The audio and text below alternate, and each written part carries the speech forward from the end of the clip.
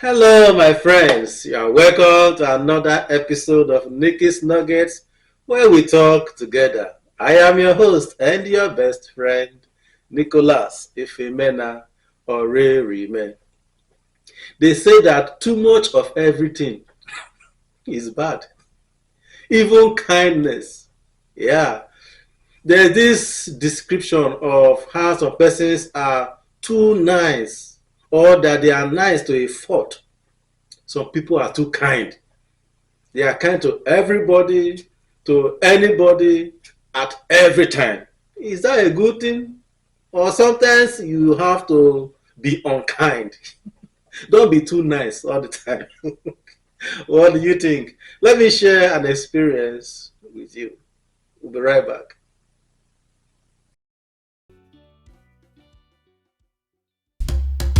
No one has it all. That's right. No one knows it all. Oh, yeah. What you know, what I know is again, it's niggas no guys. Yay.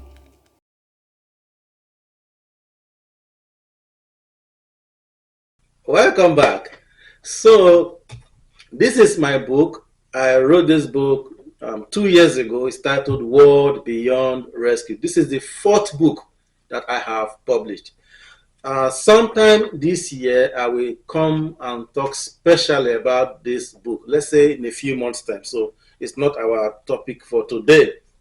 But I brought this book because this was the okay. So the time I wanted to publish this book after writing, it was ready to go to the publishers, and it was going to cost me so much money. It was almost about $8,000, something like that. So much money, and I wasn't having enough at the time. So I had to go to the bank, and I took a loan just to publish this book. So I took a loan and then made up for all I needed to have before I submit the book to the publishers. This was like on a Monday that I got all my books, all the money ready, and the payment was to be made Friday of that week. So I have like 5 days before I submit the payment. Now that same Monday or Tuesday, if I'm not mistaken, a friend of mine called me, a lady. She called me to say she was in a very difficult situation, and she needed urgent assistance. Urgent, though, that as if it was a matter of life and death. She didn't describe what the situation was, but the impression was that she needed urgent help for money. And then I'm like, well, I have money, but the money I have, I want to use it to pay for my book. He said, when am I paying that money? I said, I will pay the money on Friday. Oh, so no problem. That means we are good. Because uh, she's expecting to receive money on Wednesday. Wednesday, that she will get the money because there's this what they call, in Nigeria, they call it Osusu. You understand what it means. When people like 5 or 10 persons come together, and then they will be contributing money. They'll put money together every month and then give to one person. Next month, they put them together and give to another person. So you collect turn by turn. That week is her turn. So she's about to collect her own bulk money on Wednesday. So if I can give her the money that Monday or Tuesday, I can't remember.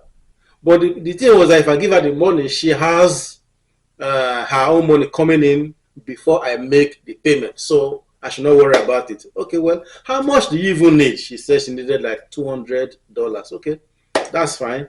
Well, because this is the first time you are asking me for such, and it looks like you're in a very difficult situation, I'm going to help you with the money. So I took out money from my project money and gave to her. Believing that, okay, well, she will give me the money before Friday. So Wednesday came.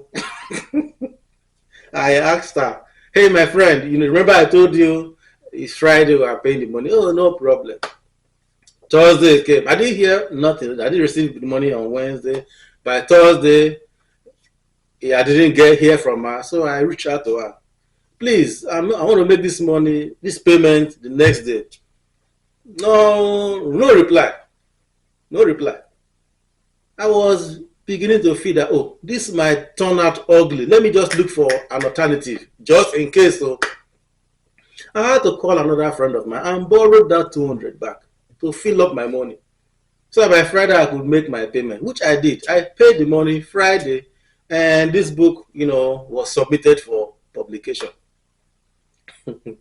That Friday, after making payments, I sent her a message. I didn't hear from you again. How far?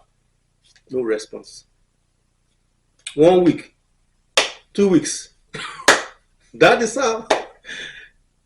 After a week or two, I was nice. I'm like, I do not understand. You came to me with so much appeal, You told me you were so sure that you're going to receive your money from this contribution and you will pay me back my money before I submit. You didn't even care that I needed this money. I took out, tried to explain all that explanation. Eventually, she sent one little reply. I'm sorry, something came up, but don't worry, tomorrow. Nothing. Okay, fine. I waited tomorrow. I waited. Tomorrow came. The same story. Never heard from her again.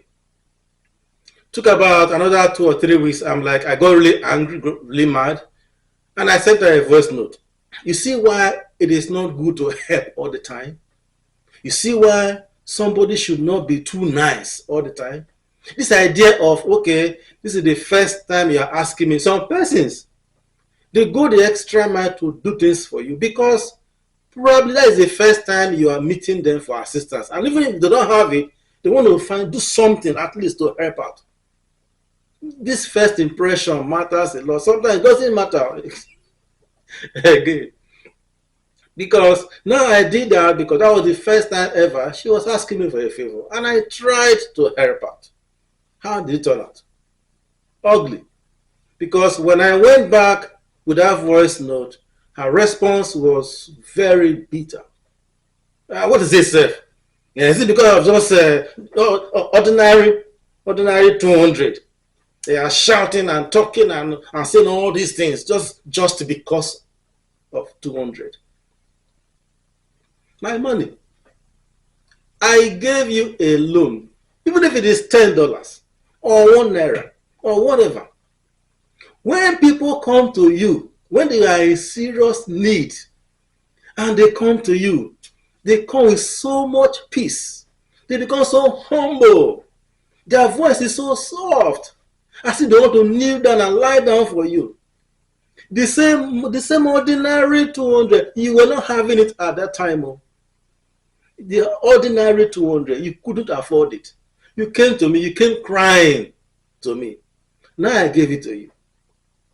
Try to pay back. You start calling it ordinary. That's small. Is this because of this 200? You are shouting. You are making all this noise.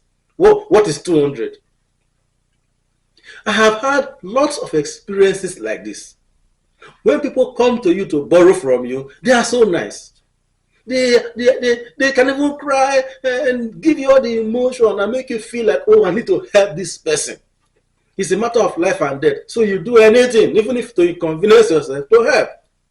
After helping, when it's time to ask for your money back, the same person that was so nice, who was so humble, was so quiet and soft, will start to raise his or her voice on you, shout at you, insult you, or make you feel that you are asking for too much for your own money. So after that moment, well, I said, no problem. No, I'm not going to ask you for this money anymore. You can take it. I forget it. Initially, I gave it as a loan, but now it has become a forced gift. So forget about it. When that was done, I let that number be on my phone for the rest of that year. That was 2020. The number, I left that number, no, 2021. I left that number on my phone for that year. But at the end of the year, like I told you last week, at the end of the year, I will say, okay, now who are those persons that will follow me to the next year? So persons were a problem to me last year, so they should not follow me to this year. So I deleted that number away from my phone. Uh-huh. Then after a year and a half, I saw, because the number is no longer on my phone as saved, I saw this message. Hello, how are you? I'm fine. Who am I speaking to? I saw the name, she gave me the name and who she was. And the question was, are you still angry at me? So I'm not angry at anyone. That one is far past, but whatever it is, well, right now, I don't know what you mean by this message, why you are trying to reach out to me, but you're no longer my friend. My own, I will tell you straight up. I don't pretend. I will tell you, we're no longer friends. So I don't know what can I do for you. But if you're trying to be my, so it won't look like, oh, you keep this grudge for over how many years? I still keeping this grudge. Are you that a hater or something like that? I don't keep grudge. Will you call that keeping of grudge? How will you describe that? Now you want to make it look like I'm not a bad person because I tried to come back to me as a friend and I give you this whole attitude of, oh, I don't want, and now I'm still the bad person. Are you? I don't know. I want us to talk about this because it happens and it happens, and I don't want to look at, maybe I'm the one who is actually the bad person because, well, the way we stopped was very ugly, and now you want to come back with all these smiles and laughter, and you think it's just easy for me to say, okay, yeah, okay, we are back, be my friend. Is it like that? Because for me, it's not like that. Tell me if I am wrong. I say, well, if you want to be friends, we have to go back to where we started from, where we ended. Pay my money. If you give me my money back, I receive it back. We can now shake hands and continue from there. I will apologize wherever it is, but let's go back to where we ended. That was my point. And then that was what the best you said, well, you're not ready.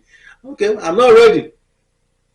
So I'm making this story. I mean, I'm telling the story for you to tell me exactly what would you rather do with somebody who just left like that, come back to you after months or years and just say hello to you. I am this person, and just want you to accept him or her like that. And if you don't, they will say you are a bad person.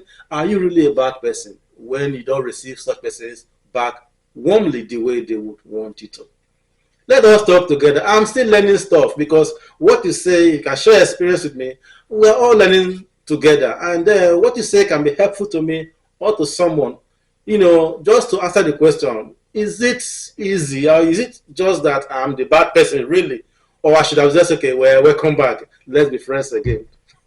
What do you think? Let us share this together.